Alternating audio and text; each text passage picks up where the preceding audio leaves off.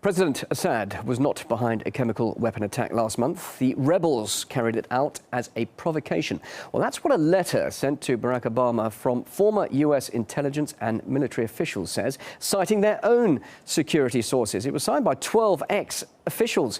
Former U.S. Army Judge Advocate Todd Pierce is one of them and joins me live right now. Now, your letter alleges that this chemical attack was carried out by the Syrian opposition, and you warn against the US taking military action. Now, Bush ignored similar advice you gave him prior to the Iraq War. Do you think you're being listened to now, bearing in mind the fact that any military action seems to be stalling?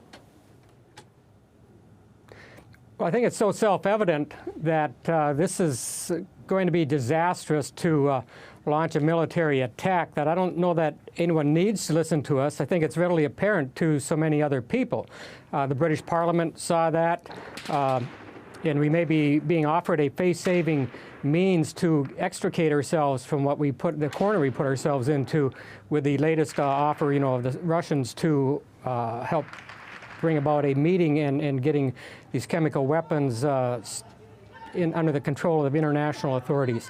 I don't know that our statement really said that we know exactly what happened, but rather calling into question the supposed intelligence that's claiming that Assad was behind all this. But you do have other intelligence, don't you? You are suggesting in the letter that there is intelligence saying that it was indeed not the Assad government. But why should your intelligence or your sources be more credible than Obama's? Well, again, if you look at what President Obama has been saying, even they seem to waffle a little bit on how irrefutable this evidence is. And the rush to war, but for the British Parliament, I think we probably would have been at war a week ago, Saturday, when the UN inspectors had left Syria. Obviously, the British Parliament slowed this process down. But there's reports out there, and people that I am associated with, share information, not classified, but just readily available open source information, that this may have been an accident by the Free Syrian Army, as one matter of conjecture. And supposedly there are some people within that group who have admitted that. So again, I don't think the intelligence is clear, and to go launch a war on the pretext of humanitarianism that's going to result in far more casualties than the alleged 1,400, and I don't know that that's even well established, I think that can well be considered a act of aggression, crime of aggression, as it's phrased. Why would it be a realistic option? Why would it be a realistic option to suggest that the rebels would carry out such an attack? What would they achieve by doing so? Well, I think there's so many. First of all, again, some information indicates it might have been just plain accident. Allegedly, a rebel claims that they weren't well trained and these chemicals were provided by Saudi Arabia. So again, that would be one possibility.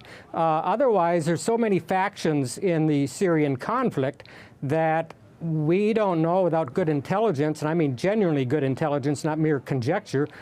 Maybe one faction saw this as an opportunity. We did have the red line, the so-called red line, and so we announced to the world that if this happens, the United States, with all of its military power, is going to intervene on the side of the rebels. So certainly there is a motive and perhaps an opportunity for a faction to exploit that opportunity. And just briefly, you warned of retaliatory attacks if the US would go ahead with military action. What sort of threats are you talking about there? Well, Chalmers Johnson wrote a book, a fantastic book, Blowback, way back in 1998 or so, talking about the threat that unlimited intervention in other nations' affairs might trigger blowback, retaliation. And in fact, as a Guantanamo defense attorney, I represented a couple clients, and one of whom had created a video pointing out that attacks by al-Qaeda were in fact retaliation for what they saw as hostile acts by the United States toward people in the Mideast. I think it's incredible to believe that other people would not consider retaliation against the United States when the United States has made no secret that it will consider retaliation. So I think it's pretty self-evident that there'd be some sort of retaliation once we enter that civil war on one side and maybe on one side of one faction. So, other factions may too come, attempt to retaliate against us. It's a witch's brew that we're trying to get ourselves into. And, we used to recognize in the Army that war was so unpredictable and expensive, you tried to avoid it. And it seems like with Dick Cheney back in 2001, we flipped that on its head. Todd Pierce, thank you very much to where indeed it's for your become thoughts. the first choice. Thank you very much indeed for your thoughts on this. Great to have you live here on RT. Former US Army Judge Advocate joining us live here. Thank you very much.